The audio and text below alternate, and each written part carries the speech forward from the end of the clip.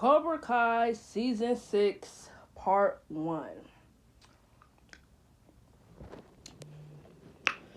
Episodes, Part 1 for Season 6 for Cobra Kai are episodes 1 through 5. I hear a lot of fans say that Part 1 was really good.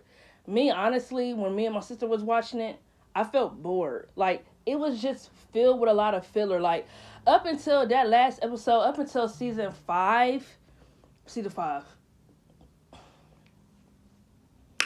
up until episode 5, excuse me. Up until episode 5, shit really got good. Like, when Tori's mother died, that's when shit got interesting to me. Because I feel like it wasn't nothing really too much going on. I mean, in Part 1, you find out that Johnny is having a baby girl. Like, Part 1 was just, like, family fun times. Up until Tori's mother died, that's when it, like, really shook, like, it shook things up. You feel me?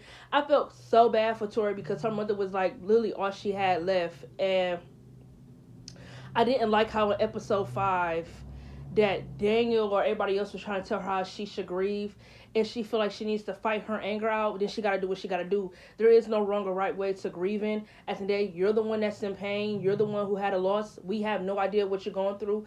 We don't know the mile that you're walking in your shoes. So who are we to judge you to how you grieve? And I feel like in that moment, I feel like everybody should have understood where she was coming from and why she was fighting so hard because her mother died.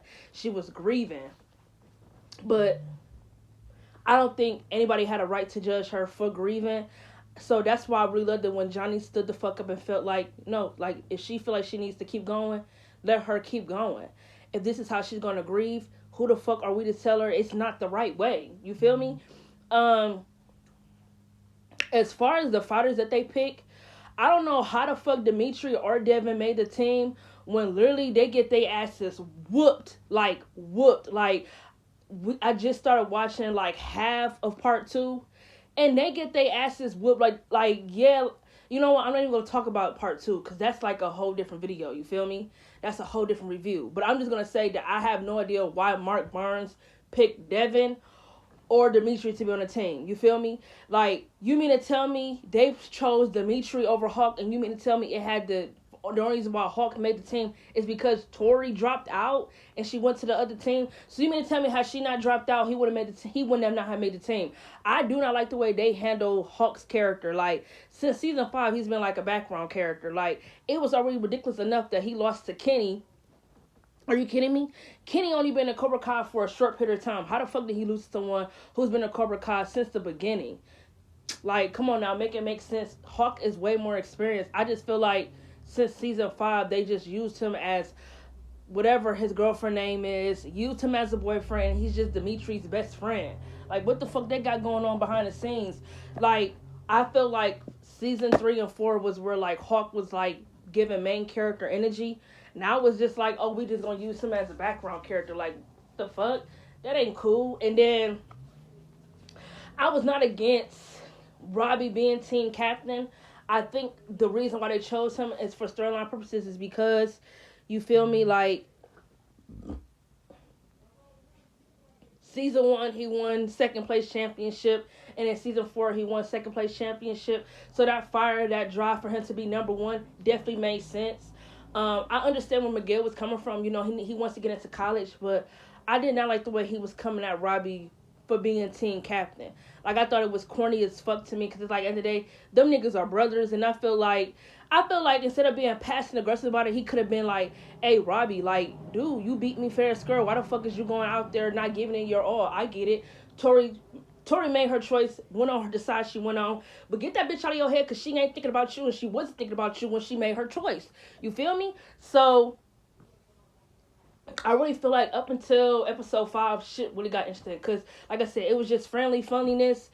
And then this shit again with Johnny and Daniel not getting along, that shit really irritated me. Because it's like, oh my God, we're not doing this shit again. We are not doing this shit again. Daniel gets on my fucking nerves. Listen, you can like characters that gets on your nerves. I like Daniel. I want people to understand, I do not hate him. For some reason, people feel like I hate him. I don't hate him. He's a good character. I feel like 5 and 6, he did have some really good arcs. Even though season 5, I really don't give a fuck about Mr. Miyagi's backstory and the secrets he held. I mean, what does it do? Yeah, it gives something to Daniel's character. Like, okay, this person that he idolized, this person that he didn't grew up with, wasn't the man he thought he was. But it's like, sometimes the shit that you don't know are for good stuff. Like, all right, does he look at Mr. Miyagi like a bad man since he done found out all his dirty secrets?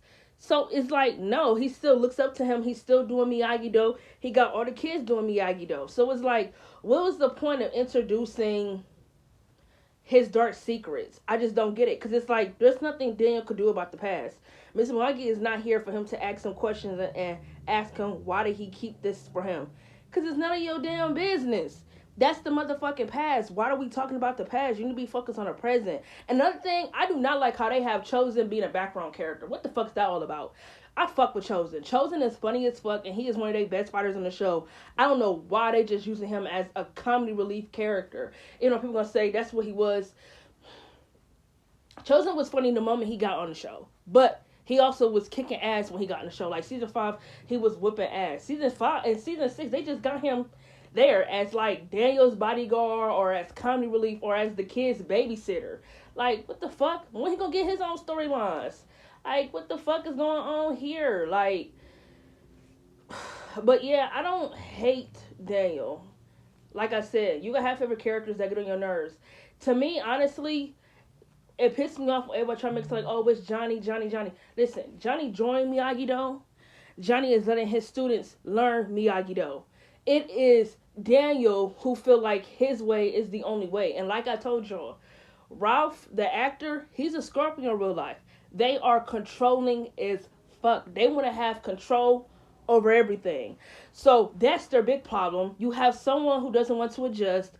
Daniel is small-minded as fuck, and because of his small-mindedness is the reason why him and Johnny get into all the fights they get into. If he would listen and just not so quickly have a response to everything, he needs to learn how to shut the fuck up and listen. There's a difference between hearing what I said and then listening to what the fuck I said.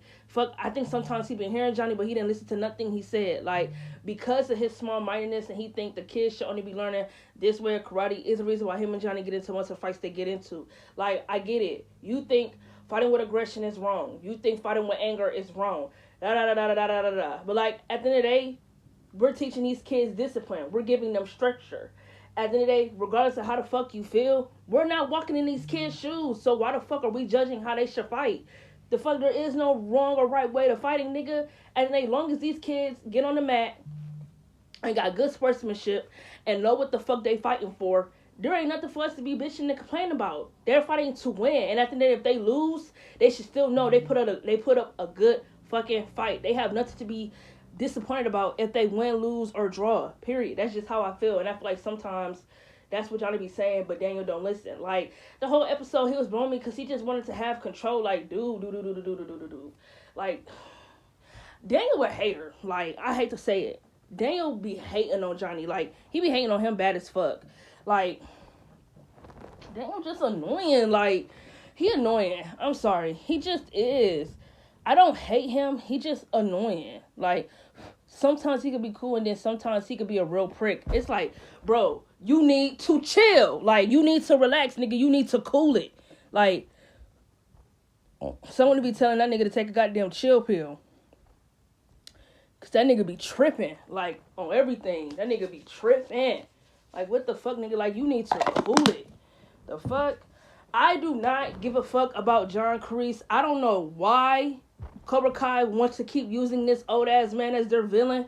He's not interested anymore. They should never have got rid of Silver. They should never got rid of him. John Kreese is just boring to me. At this point, his obsession with karate is just annoying. It's like, okay, this man doesn't have no motive. He just wants to be part of the karate world. Even if that means using this dojo to do it, using that dojo to do it. As long as he's part of the karate world, that's all he gives a fuck about. So it's like, can I really call him a villain? He don't really do villain shit. Like, in this season, he ain't done nothing. I did not give a fuck about him going to Korea And with that one man, I don't give a fuck about his flashbacks. I just don't care. So yes, I did skip it. I did. Like, even when they go to Spain, he just pops out of places. Just be like, well. It's just like, this nigga's annoying. It's just, I'm sorry. He does nothing for me at this point. He go back to the hole that he came from and he could fucking stay there because he does nothing for me at this point. Sorry to say it.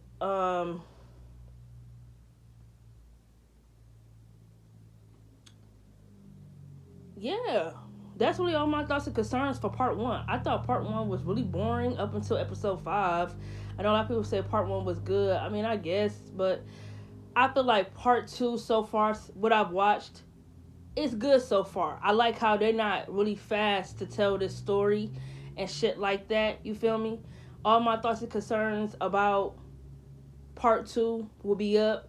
And I just want to get on here and just say, I know I'm supposed to be doing a final season 2 episode 12 review, but I have not watched the episode yet. And once I do, my review will be up here. But like always, love y'all. Have a good day.